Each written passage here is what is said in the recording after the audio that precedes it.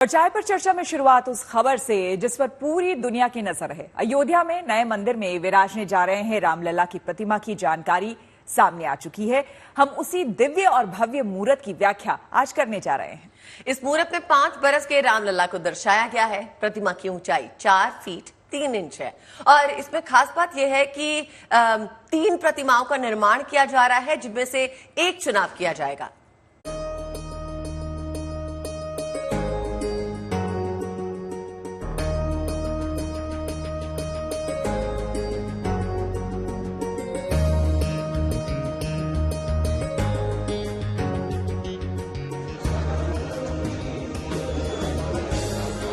वो शुभ मुहूर्त कैसी होगी जिसकी बाट हर राम भक्त जोह रहा है।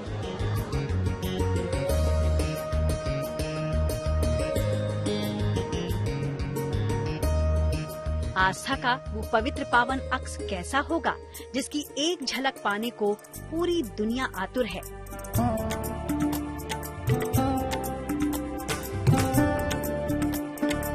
अयोध्या में नए मंदिर में प्रभु राम के बाल स्वरूप की मूर्त कैसी होगी, इस दिव्य और भव्य प्रतिमा के आकार लेने की जानकारी सामने आ चुकी है।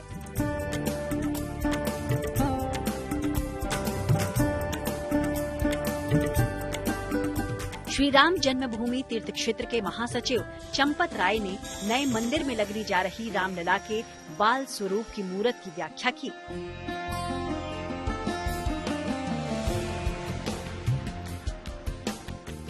चंपत राय का कहना है कि अयोध्या में राम सेवकपुरम में 3 चुनिंदा कलाकार 3 प्रतिमाओं का निर्माण कर रहे हैं। 3 अलग अलग पत्थरों से बन रही मूर्तियों में से एक का चयन किया जाएगा। ये मूर्तियां 90% तैयार हैं। अभी सिर्फ फिनिशिंग का काम बचा है, जो कि 7 से 8 दिन में पूरा हो जाएगा। इस मूर्त में 5 बरस के रामलला का बाल स्वरूप दिखाई देगा। रामलला की प्रतिमा 4 फीट 3 इंच लंबी है। राम जन्मभूमि मंदिर में भगवान राम के बाल रूप 5 वर्ष का बालक बाल रूप की पत्थर की खड़ी प्रतिमा 4 फीट 3 इंच, ये अयोध्या में 3 स्थानों पर बनाई जा रही है।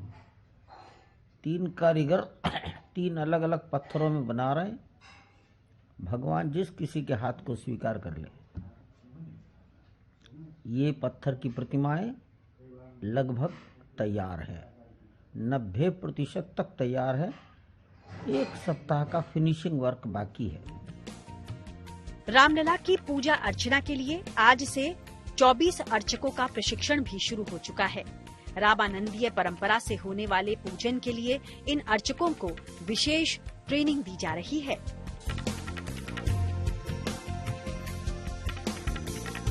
गुड न्यूज ये भी है कि मंदिर के ग्राउंड फ्लोर का काम पूरा हो चुका है। अब दूसरे फ्लोर के पिलर पर काम शुरू हो गया है। मंदिर का ग्राउंड फ्लोर लगभग तैयार है। गर्भगृह पूरी तरह से तैयार है, इसलिए प्राण प्रतिष्ठा होने में कोई बाधा नहीं है। प्राण प्रतिष्ठा महोत्सव के लिए 4000 संतों को न्योता भेजा जा रहा है। खेल, विज्ञान, मीडिया जैसे अलग अलग क्षेत्र से जानी मानी हस्तियां भी इस मौके पर मौजूद रहेंगी। साथ ही 50 देशों के प्रतिनिधि इस अवसर की शोभा बढ़ाएंगे। प्राण प्रतिष्ठा के अवसर पर देश के कम से कम 4000 संत निमंत्रित किए जा रहे हैं। सूचियां बन चुकी हैं। जाहिर है तमाम तैयारियां वक्त से पहले पूरी कर ली जाएंगी, ताकि अयोध्या के इस महा आयोजन की रामलला के नए मंदिर की दिव्यता और भव्यता को दुनिया महसूस करे। लिहाजा आस्था, भक्ति और उमंग के सबसे बड़े उत्सव के लिए सज संवर रही है अयोध्या। अयोध्या से शिल्पी सेन के साथ bureau report, good news today. Ramnagari Ayodhya में भगवान राम के प्राण प्रतिष्ठा की तैयारियां तेज हो गई हैं और इसके लिए राम मंदिर परिसर में मंडप और हवन कुंड भी बनाए जा रहे हैं। जी हाँ, देखिए 16 जनवरी से विधि विधान के साथ प्राण प्रतिष्ठा का कार्यक्रम शुरू हो जाएगा और इसके लिए वाराणसी के विद्वान पंडित लक्ष्मीकांत दीक्षित को खास जिम्मेदारी सौंपी गई है। खास बात यह है कि आज से ही 24 अर्चकों को रामलला के पूजन अर्चन का प्रशिक्षण भी शुरू कर दिया गया है।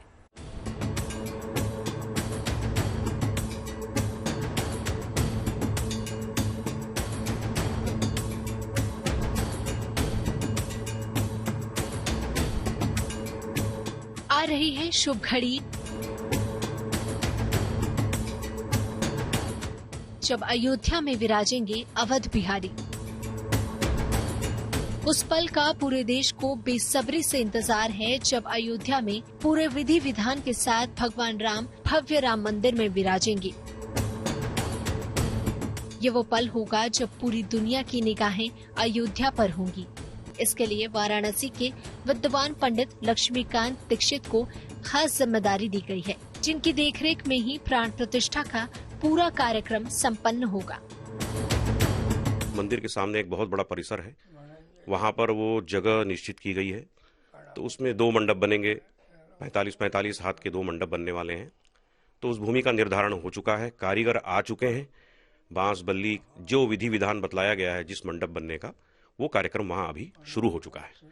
अब कुछ ही दिनों में कुंड भी बनने शुरू होंगे। अभी मंडप का जो बाहरी ढांचा है वो बनना शुरू हो गया है और जो जो प्रकार की पूजा पाठ वहाँ होगी उस प्रकार का निर्देश दिया गया है और वो काम प्रारंभ हो चुका है, जो हमारे अंदाज से 10 जनवरी तक संपूर्ण कर लिया जाएगा। रामलला की प्राण प्रतिष्ठा के लिए राम मंदिर परिसर में ही 2 मंडपम भी बनाए जा रहे हैं, जिसमें विधि विधान से हवन और पूजन का कार्यक्रम होगा। खास बात है कि राम मंदिर में प्राण प्रतिष्ठा के लिए पूजा पाठ 16 जनवरी से ही शुरू हो जाएंगे, जिसमें सरयू पूजन और मूर्तियों का संस्कार किया जाएगा और ये कार्यक्रम 21 जनवरी तक चलेगा, जिसके बाद 22 जनवरी को भव्य राम मंदिर में रामलला की प्राण प्रतिष्ठा होगी। इसके लिए देश भर से 121 ब्राह्मणों को निमंत्रण भी भेजा जा रहा है, जो 16 फरवरी से ही अयोध्या में रामलला की प्राण प्रतिष्ठा के लिए विधि विधान के साथ पूजा पाठ संपन्न कराएंगे। भारतवर्ष के सारे प्रदेशों से सब शाखा को विद्वान आने वाले हैं, उनको निमंत्रित किया जा रहा है। उनकी स्वीकृति आएगी तो निर्णय होगा कि कितने कहाँ से आएंगे, कितने कहाँ से आएंगे, क्या होगा। और क्या नाम कि अभी जो प्रक्रियाएं पहले से चल रही हैं वो तो सब चालू है इसके लिए। अयोध्या में राम मंदिर के प्रथम तल का निर्माण अब अपने आखिरी चरण में है। जल्द ही राम मंदिर का निर्माण कार्य भी पूरा हो जाएगा और फिर वो घड़ी आएगी जब भगवान राम विधि विधान के साथ भव्य राम मंदिर में विराजेंगे। अयोध्या से बनबीर सिंह के साथ वाराणसी से रोशन जायसवाल, गुड न्यूज टुडे।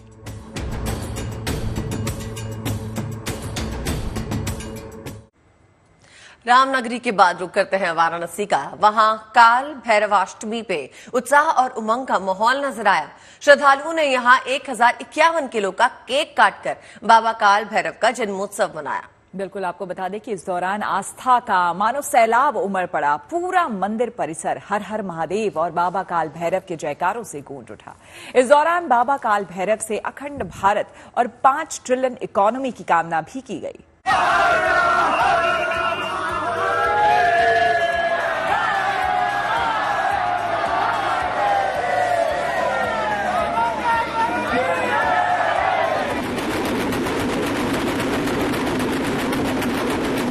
उत्सव और उल्लास की उमंग।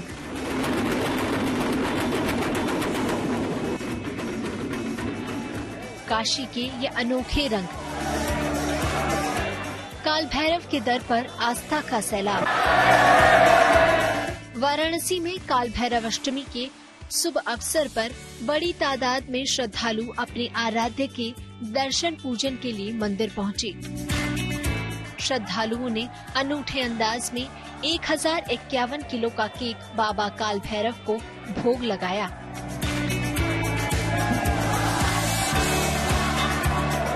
इस दौरान भक्तों का उत्साह और जोश 7वें आसमान पर नजर आया। पूरा मंदिर परिसर हर हर महादेव और बाबा काल भैरव के जयकारों से गूंज उठा। बाबा काल भैरव के दर पर श्रद्धालु भक्ति में लीन नजर आए।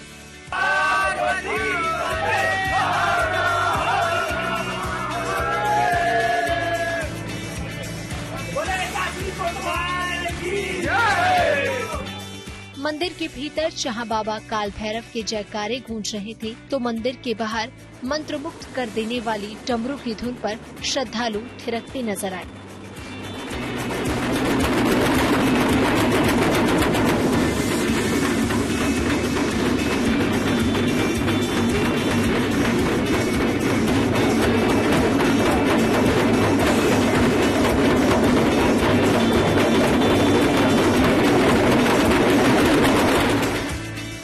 इस भारी भरकम केक को पंचमेवा, फल, मिठाई और देसी घी से बनाया गया, जिसे बाबा काल भैरव को अर्पित करने के बाद भक्तों को प्रसाद के रूप में दिया गया।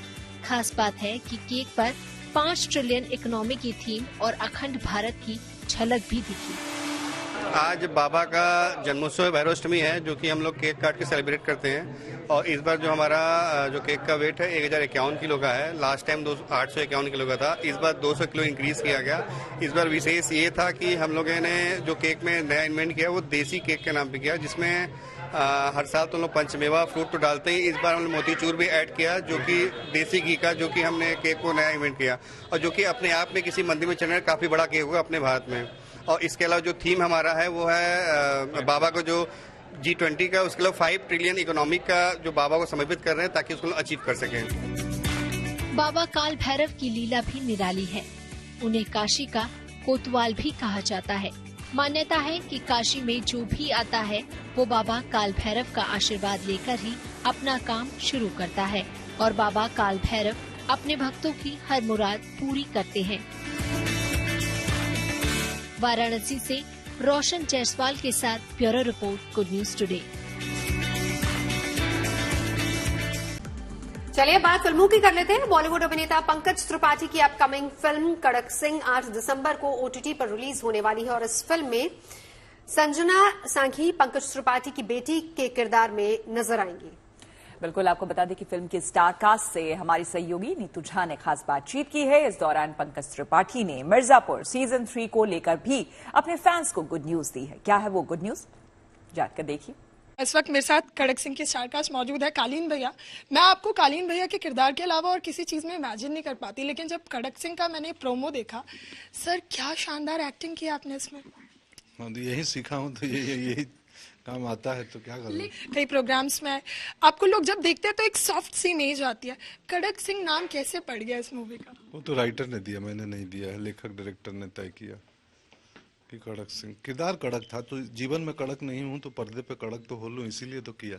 कड़क सिंह तो मुझे लगता है आपके जितने फैंस होंगे उन्होंने इमेजिन भी नहीं किया होगा कि कुछ ऐसा आएगा पंकज सर से। ना देखेंगे 8 तारीख के बाद ZEE5 पे तो मालूम चलेगा। हमने मेहनत की है, ईमानदारी से काम की है, ट्रूथफुल फिल्म है, उम्मीद करते हैं लोगों को पसंद आएगी। इंस्टाग्राम पे आपके जितने भी पोस्ट आपने कड़क सिंह के डाले हैं, सबके नीचे सिर्फ यही लिखा हुआ है कि मिर्जापुर 3 कब आ रही है। तो ठीक है, इंतजार करें, आ जाएगी 6-8 महीनों में।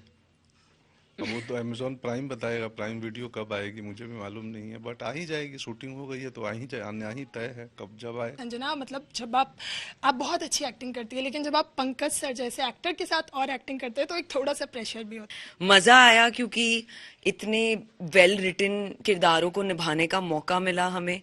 मुझे सर के साथ ऐसे रिलेशनशिप में घुसने का मौका मिला।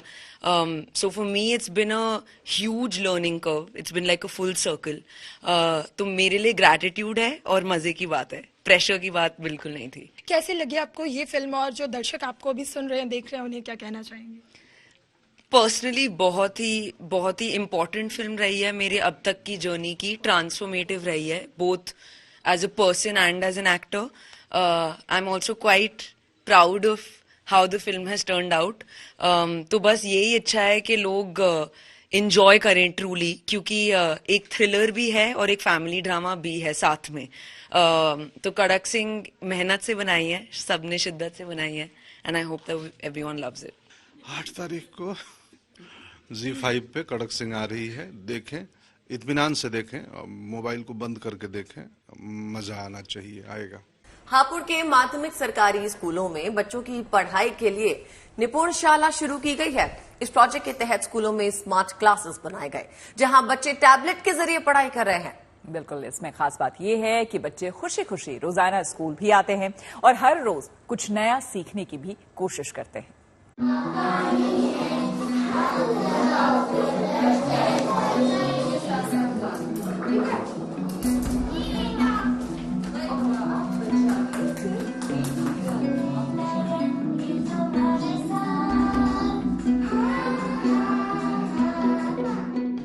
ये तस्वीरें उत्तर प्रदेश के हापुड़ जिले की हैं और ये स्मार्ट क्लास किसी प्राइवेट स्कूल की नहीं बल्कि सरकारी स्कूल की है। यहाँ बच्चों की पढ़ाई का तरीका हाईटेक है। नई तकनीक के जरिए इन बच्चों का भविष्य संवारा जा रहा है। हापुड़ में जिला प्रशासन की ओर से सरकारी स्कूलों में बच्चों की पढ़ाई के लिए एक बेहतरीन पहल की गई है। यहाँ करीब 60 स्कूलों में बच्चों को पढ़ाने के लिए निपुण शाला प्रोजेक्ट के तहत स्मार्ट क्लास बनाए गए हैं, जिसमें 5वीं क्लास तक के बच्चों को पढ़ाने के लिए क्रिएटिव टूल के साथ साथ इलेक्ट्रॉनिक डिवाइस का इस्तेमाल किया जा रहा है। खास बात है कि बच्चे भी यहाँ खुशी खुशी पढ़ाई करते हैं और न सिर्फ पढ़ाई बल्कि कुछ अलग और क्रिएटिव करने की भी कोशिश करते हैं। इस निपुण शाला में टैबलेट पर कहानियों को पढ़ने के दौरान अगर बच्चों से कहीं गलती होती है तो टैबलेट में नीचे अंडरलाइन बन जाती है, जिससे बच्चे जल्दी सीखकर उन कमियों को दूर भी करते हैं। शिक्षक ने कक्षा 3 और 4 के छात्रों को 15 मिनट में अपनी कक्षा सजाने को कहा। पहले से बहुत मेरे बच्चे खुश हैं और आते हैं, घर भी जाके मुझे बताते हैं मम्मी आज हमने ये सीखा वो सीखा। और ये 60 शब्द में 60 सेकंड में एक शब्द बोल देते हैं मेरे बच्चे और गुणा भाग सब कर लेते हैं। 3री क्लास में पढ़ता है मेरा लड़का। यकीनन इस स्मार्ट क्लास में बच्चों को कुछ नया सीखने को मिल रहा है। ये निपुण शाला यूपी का पहला क्रिएटिव लर्निंग सेंटर है, जिसमें बच्चे वाक्य पढ़ने से लेकर गुणा भाग और ड्राइंग तक टैबलेट की मदद से आसानी से सीख रहे हैं। मैम अभी हम ये घूमने वाली चक्री बना रहे हैं और ये हमारा सोलर पैनल। अच्छा ये बताओ कौन सी क्लास में हो आप? 3rd। मैम इस बार ऐसे यहाँ पर महीनों के नाम लिखे हैं। इस बार जनवरी, फरवरी, मार्च, अप्रैल, मई, जून, जुलाई, अगस्त, सितंबर, अक्टूबर, नवंबर, दिसंबर। अब दिसंबर चल रहा है। खास बात ये भी है कि बच्चों को इस तरह से पढ़ाने के लिए टीचर्स को भी ट्रेन किया गया है। इसके साथ ही उन्हें भी स्मार्ट डिवाइस ऑपरेट करना सिखाया गया। इसमें सबसे ज्यादा असर तो यही है, बच्चे खेल खेल में बहुत अच्छा सीख लेते हैं और इससे पहले हमें इक्विपमेंट्स वगैरह नहीं थे तो हम उतने अच्छे से कंसेप्ट क्लियर नहीं कर पाते थे। लेकिन इस समय हम बच्चे को जैसे हमें इसमें शेप्स करा रहे हैं तो शेप्स हम बच्चे को साथ साथ उसे बता रहे हैं। पहले हमने बोर्ड पे बनाया लेकिन यहाँ बच्चा खुद से बना रहा है, तो खुद से बना रहा है तो बच्चा बहुत अच्छा सीख पा रहा है। उम्मीद है कि जल्द ही हापुड़ के साथ साथ यूपी के सभी स्कूलों में इस तरह से निपुण शाला शुरू होगी और बच्चे पढ़ाई के साथ साथ टेक्नोलॉजी के क्षेत्र में निपुण होंगे। लक्ष्य है कि आने वाले समय में हापुड़ डिस्ट्रिक्ट के सभी स्कूलों में कम से कम एक निपुण शाला बनाई जा सके, जहां पे बच्चे न्यू एजुकेशन पॉलिसी के तहत क्रिएटिव लर्निंग कर सके। कैमरा पर्सन अभिषेक बाई के साथ Anamika Gaur, good news today. और चलिए क्रिसमस के सेलिब्रेशन के लिए अब आपको सीधे चिली की राजधानी सैंटियागो में लेकर चलते हैं, जहां पेरिस परेड के दौरान डिज्नी के तमाम कैरेक्टर्स ने लोगों का दिल जीत लिया। इन कैरेक्टर्स को बड़े गुब्बारे की शक्ल में बनाया गया था और बड़ी संख्या में बच्चे और बड़े इस परेड को देखने के लिए पहुंचे। और इस साल डिज्नी के 100 साल पूरे होने पर क्रिसमस परेड में डिज्नी के कैरेक्टर्स को दिखाया गया है।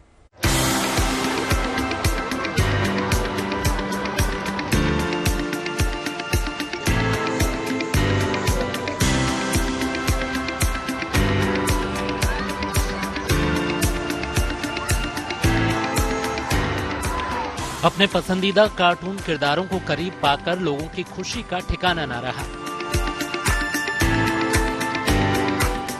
ये खूबसूरत नजारा चिली की राजधानी सैंटियागो का है। यहाँ आयोजित क्रिसमस परेड में बड़ी संख्या में लोग जुटे सबकी निगाहें थी आसमान में उड़ते इन कार्टून कैरेक्टर्स पर। यह डिज्नी पिक्सार के मिकी माउस और डोनाल्ड डक बच्चों और बड़ों सभी के चेहरों पर मुस्कान ला रहे थे। Paris Parade que vuelve a la Alameda después de 2 años a celebrar con nosotros los 100 años de Disney. विशालकाय गुब्बारों में हवा में तैरते इन किरदारों को रस्सियों की मदद से पूरे शहर में घुमाया गया। परेड में मुआना के साथ चल रही टीम भी मुआना जैसी ड्रेस पहने हुए थी। द लॉयन किंग का सिम्बा जब इस परेड में पहुंचा तो बच्चों का जोश देखने लायक था। लाइटनिंग मैक्वीन के फैंस भी इस तेज रफ्तार कार की एक झलक पाने को बेताब दिखे। पूरी परेड को हर कोई अपने कैमरे में कैद कर रहा था। Yo, el Rayo McQueen, Lightning McQueen, voy a gritar así, porque me gusta Pixar, soy muy fan de Pixar. Parade के आखिर में चल रहे फ्रोजन के ओलफ को देखकर लोगों का दिल खुश हो गया। हर कैरेक्टर के साथ उसकी मूवी का थीम म्यूजिक माहौल में और जोश भर रहा था। इन कार्टून किरदारों ने परेड देखने आए लोगों के लिए दिन यादगार बना दिया। Bureau report, good news today. आज देखिए, एक नहीं, 2 नहीं, पूरे 5 इंडियन क्रिकेटर्स का हैप्पी वाला बर्थडे है। श्रेयस अय्यर शामिल है इसमें, रविंद्र जडेजा, जसप्रीत बुमराह, करुण नायर और पूर्व क्रिकेटर आरपी सिंह का आज बर्थडे है। दिलचस्प बात देखने वाली यह है कि पूरी दुनिया में आज के दिन 11 क्रिकेटर्स पैदा हुए, यानी कुल मिलाकर बर्थडे बॉयज की प्लेइंग 11 बनाई जा सकती है। तो न्यूजीलैंड के ग्लेन फिलिप्स और इंग्लैंड के सिरिल वॉशब्रुक और एंड्रयू फ्लिंटॉफ भी इसमें शामिल हैं। जिम्बाब्वे के शॉन इरविन शामिल है, मैल्कम जॉर्विस शामिल हैं, आयरलैंड के हैरी टेक्टर का भी आज बर्थडे है। इन तमाम बर्थडे बॉयज को टीम जीएनटी की तरफ से हैप्पी बर्थडे। देखिए, हर साल आपको गुड न्यूज टुडे गुजरात का गरबा दिखाता है। उसी से जुड़ी एक शानदार खबर सामने आ रही है। भारत के गरबा को एक बड़ी कामयाबी हासिल हुई है। दरअसल इसे यूनेस्को की सांस्कृतिक विरासत की सूची में शामिल किया गया है। अफ्रीकी देश बोत्सवाना में आयोजित एक अंतर्राष्ट्रीय सम्मेलन के दौरान ये ऐलान हुआ है। यूनेस्को के इस फैसले पर भारत में खुशी की लहर है। केंद्र से लेकर गुजरात सरकार तक ने इसे देश के लिए एक खास मौका बताया है। आपको